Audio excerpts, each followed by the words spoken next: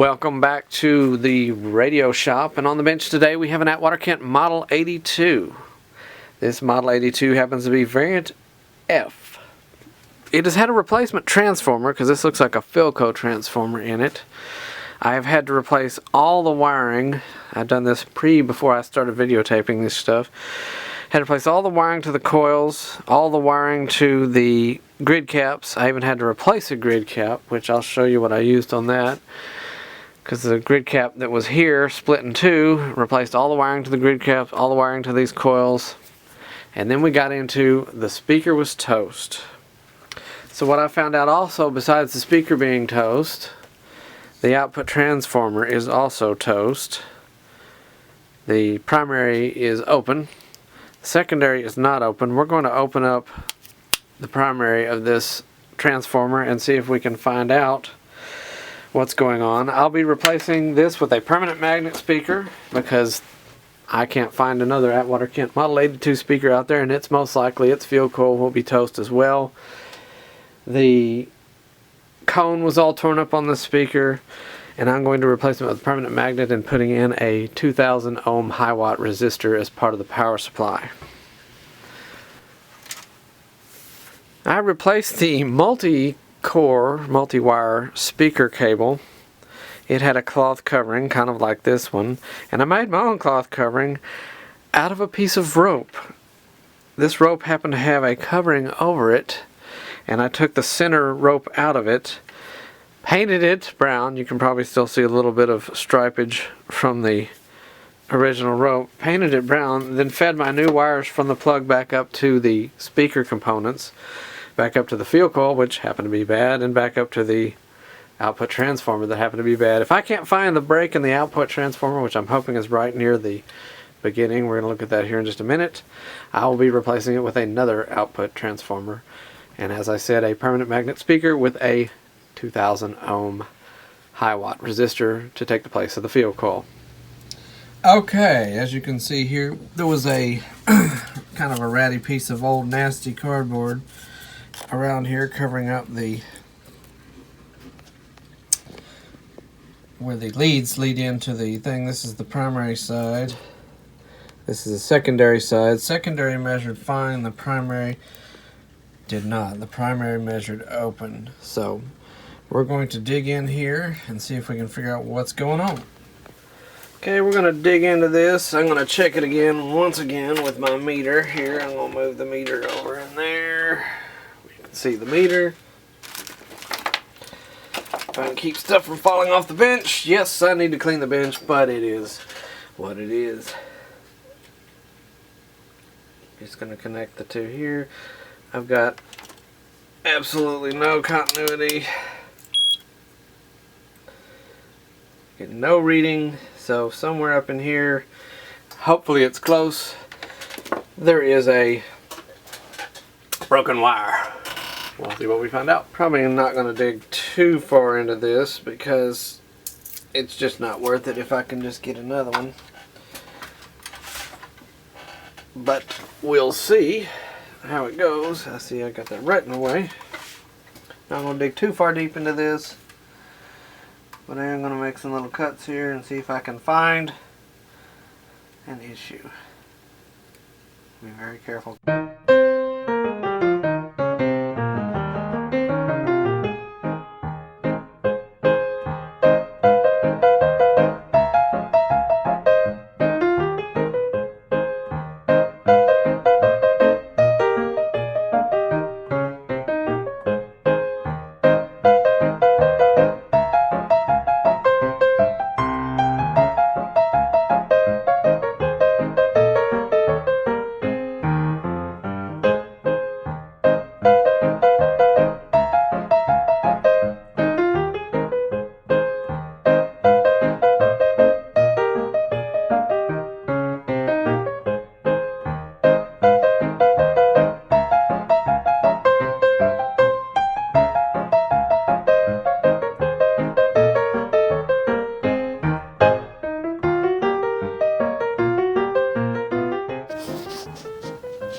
This camera does a little bit better on close-up, but you can see Here's the wire going to this lead. It's still intact, still soldered to here. And I'm wondering about this one, because see how much corrosion, green corrosion there is on that? We're going to open that up here in just a second and see what's under there, because that wire underneath there, its lead may be corroded off. Well, that wire, oops, that wire on that lead was still hooked up too. I broke it off messing with it, but I'm going to say that the primary on this is toast, and because it's a little bit black, the primary is, so I bet there was a big lightning strike or something of that nature to go along with this. So we are just going to go for a different output transformer, hook up our output transformer, our speaker, and our 2000 ohm high wattage resistor to take the place of the fuel coil, and see what happens then. So looking at the schematic here for this AK82, the volume control controls the cathode of this control tube, which is the number 24 tube, which then controls the first detector and the IF tube's gain, and it's hooked to this whole tree of what they call bleeder resistors in here on the schematic. Well, between the end of the volume control and the next bleeder resistor, there's supposed to be about an 800 ohm resistor according to this on the chart schematic, and all it is a solid wire. Somebody just shoved a wire in there and removed it. Was a flexible resistor and it's just a wire. I've gone to this one, it appears to be open. I'm working my way through these because it was just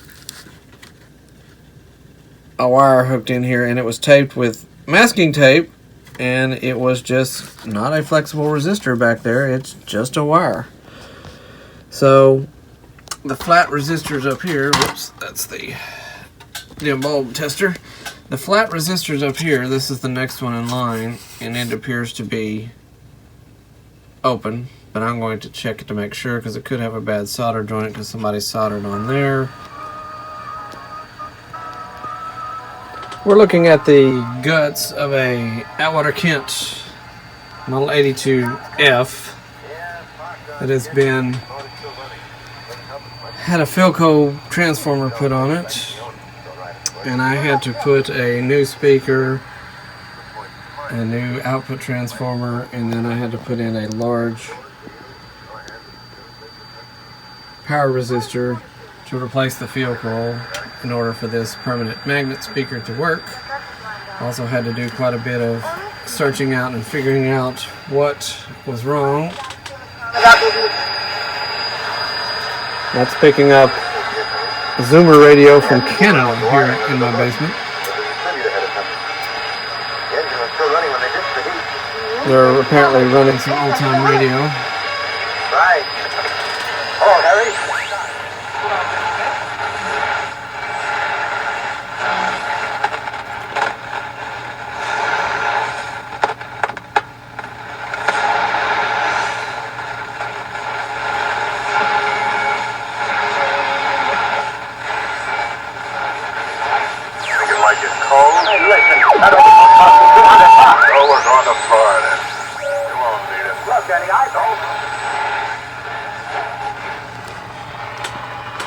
Somebody happened to have wiped, and it wasn't me, cleaned the dirt off, and it took the ink off the dial.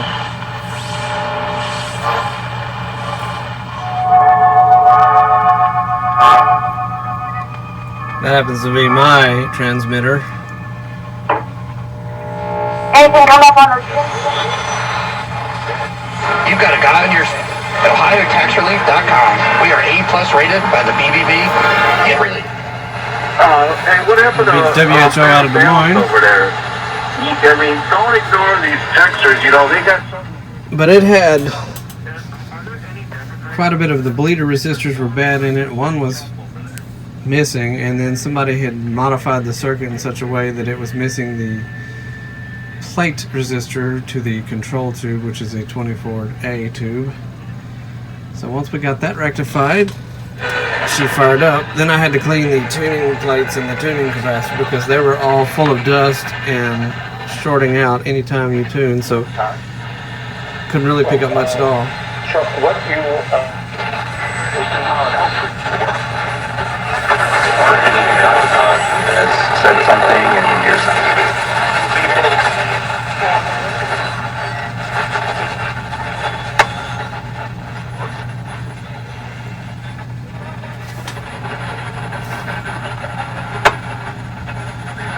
So he knows exactly what he brings to the table. You already got Tyson Crawford and Marcus Lawrence. So this is a very, very good group up front to combine with a really Welcome back. Welcome back. Okay, we got the new dial scale in from Radio Days. It actually didn't take that long. Some people have been complaining about their customer service, but currently I've had no issues with them. So we're going to work with taking these rivets out, putting that new dial cover in, because unfortunately somebody decided to wash this one up. We got a reproduction, so we're going to go forward and go with it.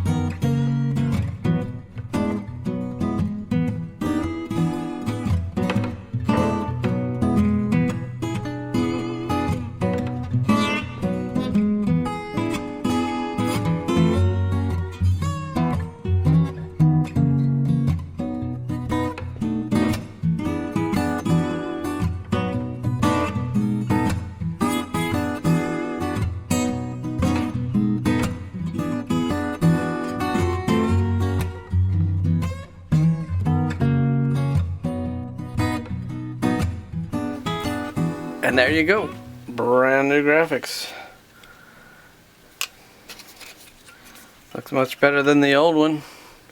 Now we're going to get the set put together, all back in, and give it a whirl. So there it is, the Atwater Kent Model 82F. All done. I know this is a different color knob. We'll have to find one that matches the other two. It was missing a knob, but I happen to have an Atwater Kent knob that I just threw on there so it would look complete.